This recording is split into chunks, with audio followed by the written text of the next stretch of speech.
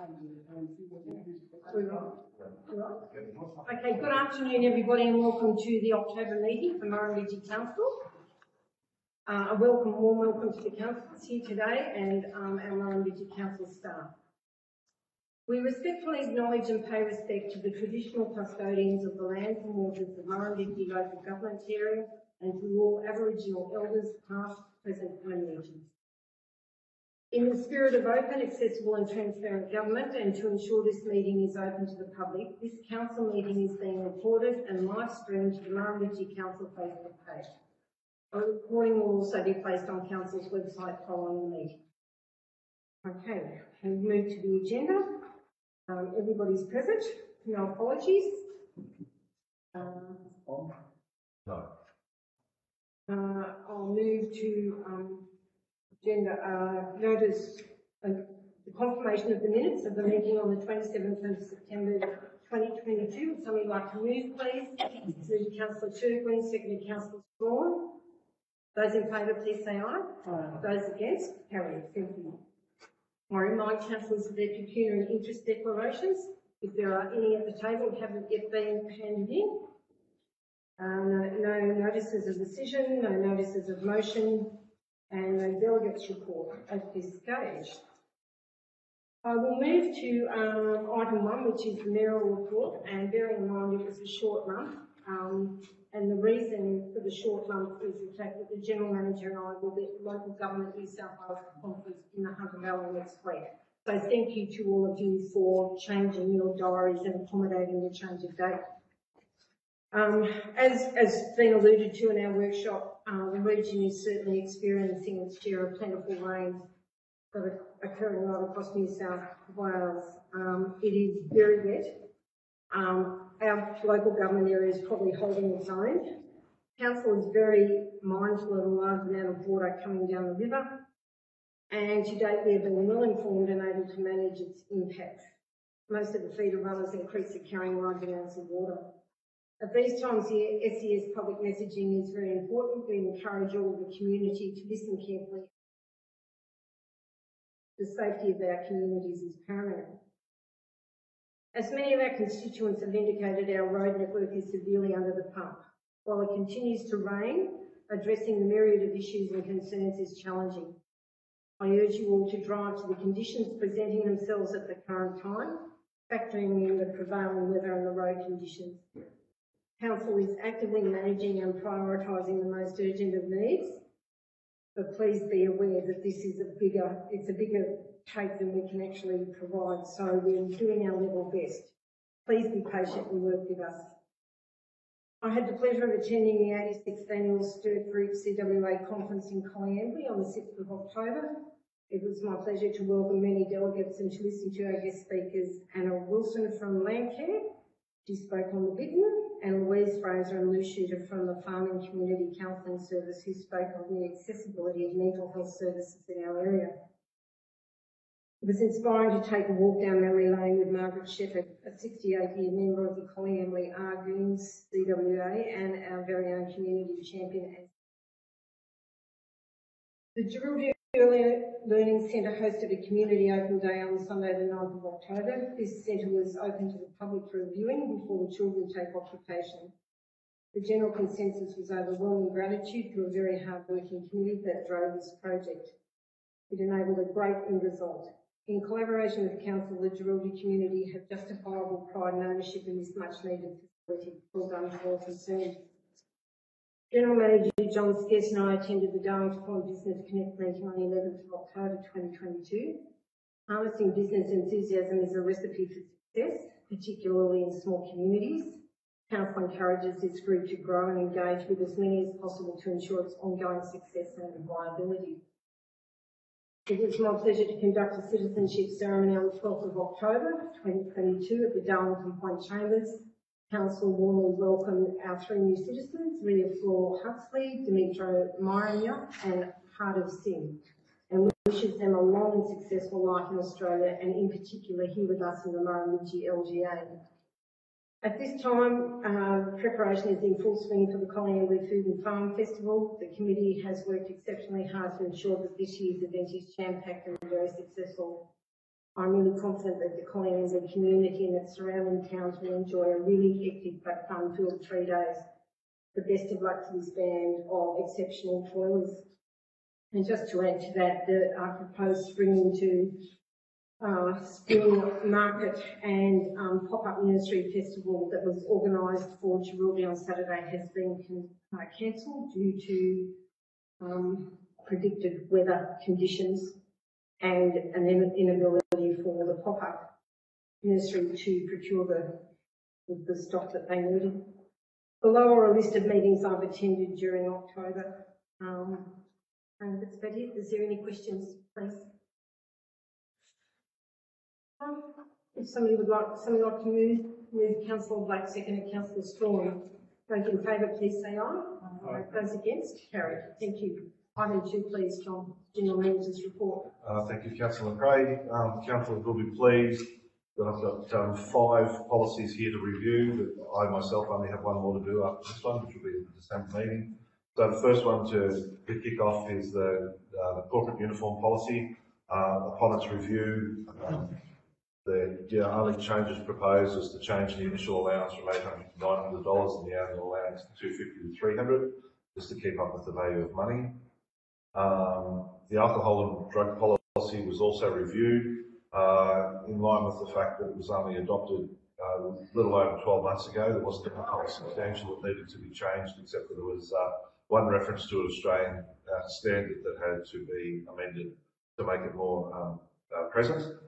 The motor vehicle policy review was well reviewed. They all went through consultative committee and staff consultation, and following some of those changes that were captured from this review with consultation was some of the scope changes in the policy to remove the former policy, the organisational structure to reflect new changes in the org structure, remove the section on novated leases because of the way the policy is written. It doesn't lend any credence to that. We just added some extra points to the vehicles, minimum being bull bar, onto them because of most recent collisions that have occurred. Section 8 table was also changed in value to reflect some of the changes in pricing that come through as it was part of value for money. We modified the policy in other areas in relation to the use and the mandatory use, the strengthened areas to give further clarification to commuter use and on-call use in relation to the vehicles. They've always been the same, but it just needed to be stressed just a little bit more, or to make it more readable. Some of the clauses just were a bit only read one way, particularly in the use. There was virtually the old policy before it was amended said that we could only use fuel cards. However, our practice is that we use the depot and fuel cards. So it was just changed to get rid of some of those things. And the Schedule 1 was updated to reflect the new organisational structure as well. The other policy was the Workplace Health and Safety Review policy. It was reviewed as is. There wasn't any proposed changes coming from the Workplace Health and Safety Committee or the Consultative Committee or from anybody else in the thing. Personal protective equipment policy was also reviewed. There was one question in relation to having the allowance of caps instead of the wide brim hats. That can't be recommended. The Australian Council doesn't support caps in any way, shape or form, so administration doesn't support them, so that policy hasn't been changed either.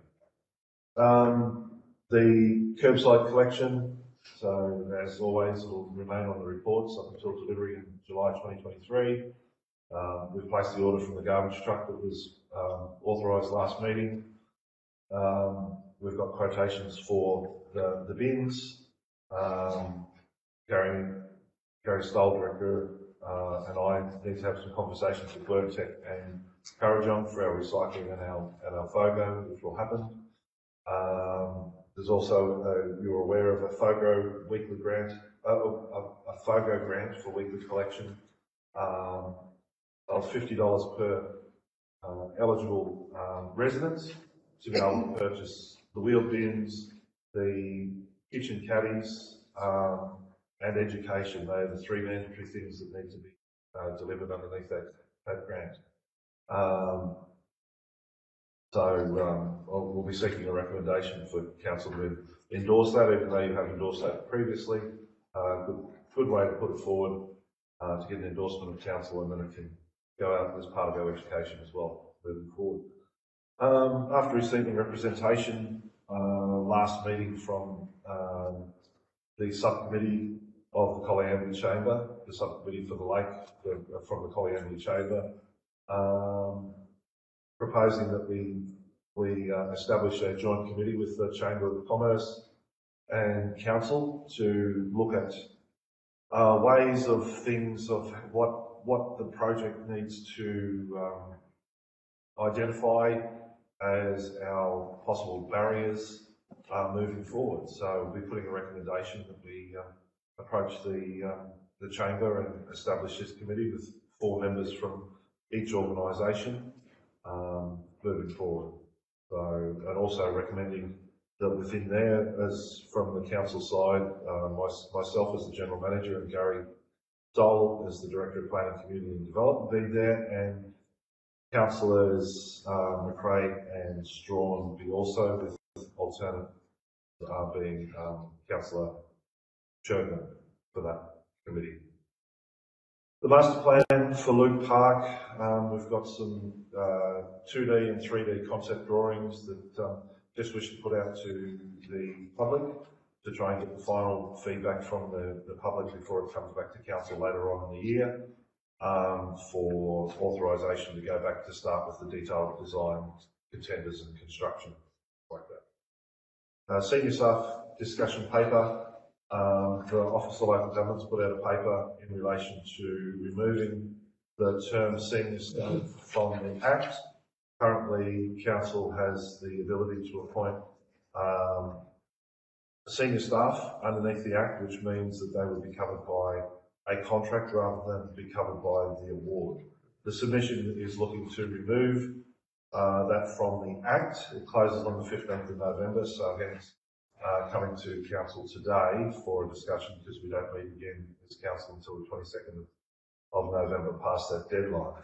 So just some of the things that were identified in the discussion paper that I thought was a little bit short-sighted was some of the rationale in relation to not having conflicts. So the senior staff not being on the award, they don't have the conflicts. They can interpret the award, they can negotiate the award on behalf of council through our bargaining committees and things like that. There's nothing worse than having somebody negotiating their own future from that. So that was short. The reason for the Office of Local Government was there was ICAP investigations in relation to councillors entering into that place of inappropriate behaviour around senior staff.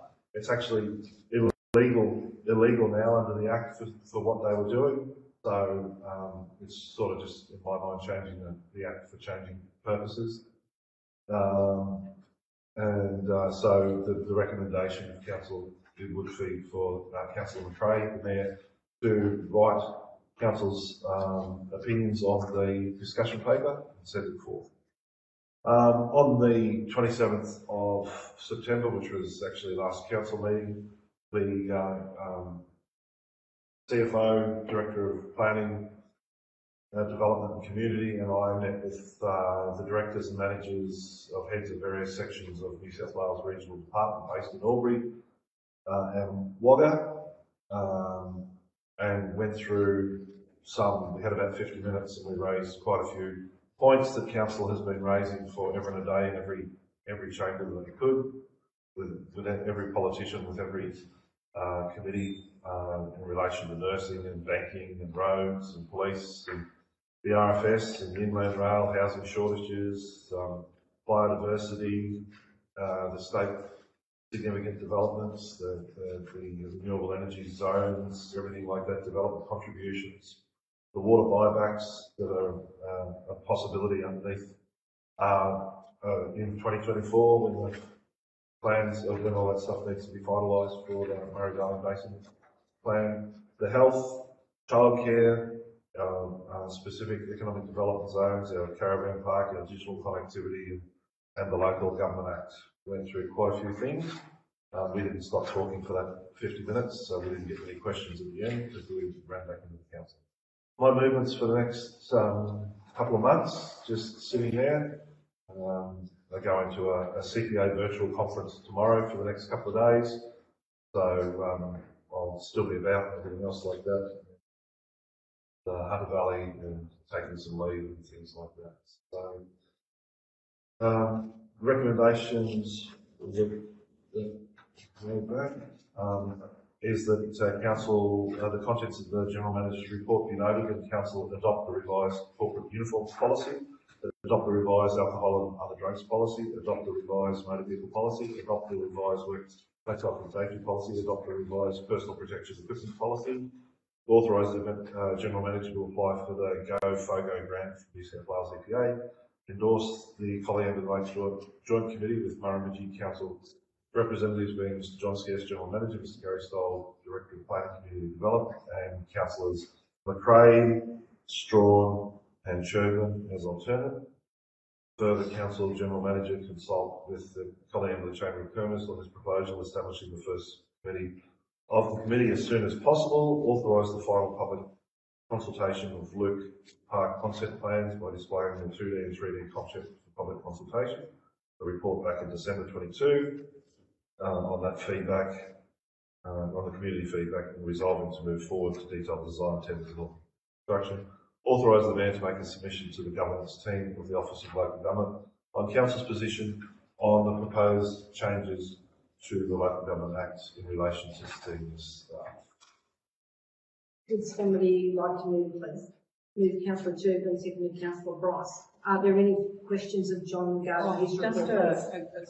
I'm just wondering what you two felt about the responses you were getting back to what you were talking about, whether you felt there was any response at all or people were interested of the things you discussed. And the New South Wales Regional Departments, is that what you're talking about? Yeah. I wasn't at that meeting. Oh, John. Yeah. So yeah, in relation to those things, they were really, truly and honestly on a listening tour. They wanted to know absolutely everything. They did have a couple of clarifying questions, which I can't remember what they were. Gary or Caitlin might remember of what they were trying to hone in on.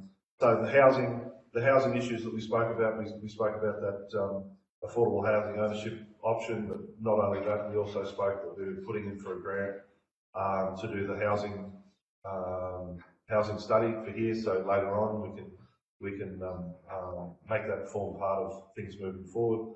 We spoke about other grants that we've put in for, so that they make sure that they have got them in front of mind or connected to those sort of things, because that department that they look after were probably responsible for 95% of those grants that we got in there. So whether that's the economic strategies, the housing strategies, the caravan park, tourism ones, or whatever it is that they've put forward, we just wanted to reassure all of those things. So they knew where we were, but we didn't give them much time to comment or say anything, but they certainly did listen. Councillor Major? So just what would be the next step? So do they do a report for something, or how do you re-engage with them, or get feedback, or what's the next steps in that process? So the beautiful thing is that the guy that was leading that charge there, he wasn't the top one in the room, also sits on Rando, Brian Butler, so he comes along, and at the last GM meeting, which was of Rando, which was last week, he thanked and acknowledged coming to visit. They did about 4 councils at that time, and they said they got a lot of information, some they'd heard before and some that was new, that sort of changed things, because and all that. So we'll keep on re-engaging with Giles, because he's been the one, he's been absolutely fantastic at Ranjo, and any questions that we've had, he's got us into exactly where we've needed to go. We had the issues with biodiversity, he sent us directly to Guy Aubrey, who made sense to us for the first time ever, and things like that. So that's the good point of the contact and the follow-up.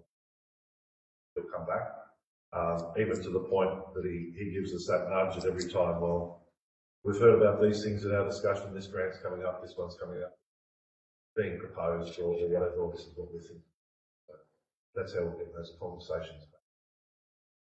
Will he come and visit our council at any point? Sorry? Can you speak up, please? Speak up, please. Will he visit our council at any point? You said he met with four other councillors. Is he planning to? No, councillor, met with, so our same meeting, Oh, he met okay. with, he met with 3 others at the same time. So they only wanted to engage with council staff, but They they wanted to engage wanted with to, councillors? it was the public servants meeting the council public servants at this stage of the elected meeting with the elected. I find that really odd. Just as a general comment, I think it's actually rude, and Well, no, I don't think it is. It's something that they can go forth with. Council representatives can give a complete different not spin on things that in their head they're going, well, what's it? So I could see that the meeting with Mark Dwyer and Giles, but not some of the other people that were in the room. And they brought through all the others. Quite probably, but you just alluded to just then that you were able to quite clearly articulate what submissions are out there and current and active at the moment. Like, we probably need, as councillors, we probably need that list of submissions and things out there that are active, so we can use it as a ready reckoner and say, has that been determined, or did that fall out, or you know, we get told yes in bits and pieces, but as a ready reckoner, we should probably have something that tells us exactly the state of the submissions we have out there that are active at the moment. So that would have been valuable to sit and listen to that in the room. Right, but all of those, council has been made aware through information papers and conversations that we've had. Yes, but my point is it's fractured. If we had Okay, a at list, the time we tell them. yeah, if we had a list of, we've got 17 different submissions out there that are active. That one's been determined unsuccessful. This one's still active or live, just so that we know, rather than having to trawl back through all papers and reports. Okay. Take that on board for an action that can be added to our information reports every month of what we've applied for and what stage you're up to. That'd be really, really helpful. Are there any further questions? I just wondered whether at the conference, whether you've got anything that is being addressed or any specific meetings with anyone. We have not, no, nothing specific. Is it just a general? No, there is a business paper, and it usually addresses all of the issues which we have, which is the red fleet of the RFS, which is affordable housing, which is our health issues around retaining doctors and health things. It's around road funding. It's around all of those things that we deal with at council on a daily basis. And usually if somebody puts a motion forward, it's because they have a particular issue that is they can't address or they are looking for support to address. Is there a digital copy of the Business paper that? On their website, on LGO. So you can go to the LGO site and look. Yeah. And I was answering saying that no, council doesn't have resolutions up at the thing like we did last time, the one we could attend. Yeah. We haven't got those, and we haven't addressed any. Sometimes as ministers' meetings, I don't even think I saw whether the Minister for Local Government is going to be there or have any. No. So there wasn't even any invite setting out. These ministers are here. Put your bid in because they're going to be around. That hasn't happened this time. Yeah. The benefit of having these meetings in Sydney, these conferences in Sydney, is that usually some ministers will make themselves available to come and talk to you, but it's very difficult in a regional setting. Yeah. Councillor Major. John, can you expand a little bit on the master plan for Luke Park? So what's the objectives of the shared spaces and the area it encompasses and what sort of feedback we're after? All right, so we've, the master plan for Luke Park is the entire Luke Park precinct, including the lake area, the right round and the where the cenotaph is and things like that. So that's our master plan for that area is being proposed of all the different things that could happen over time. We specifically do have a grant called Shared Spaces, and that is constrained to the area behind the hall and Luke Park specifically, are the only two. So we'll be going out with relation to that. So the 3D and the 2D consultation is, a lot of it is in relation to the grant we've got for Luke Park, which is the shared spaces, which is directed by the hall, and Luke Park itself and the connectivity between there. But the master plan itself that will also be out there is for everything that we have got feedback from the community thus far of what should be happening around the lake and things like that as well. That's the clarification for there. Thank you. Troy.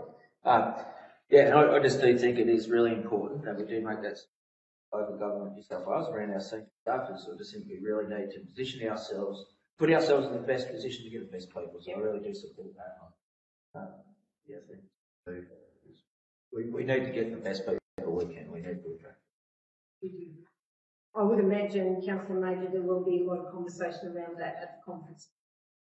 So, Especially the regions. yes. Any further questions?